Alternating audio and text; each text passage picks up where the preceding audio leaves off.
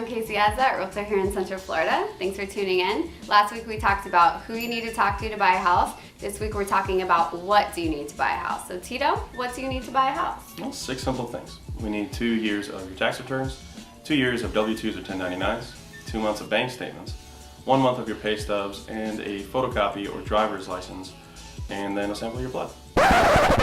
You really need a sample of my blood? No. So we don't need a sample of your blood, but we need everything else. If you have those things, give us a call. Let's get you pre-approved. If you guys don't have all of that stuff, no problem. Give us a call anyways, and we'll try to put you on a path to homeownership, let you know what you need. Hold up, one more thing. So stay tuned, because next week we have an interview with a real life credit repair company, and they're going to tell you everything you need to know about how to get your credit where it needs to be to buy a home. And as always, if you don't love where you live, we can help.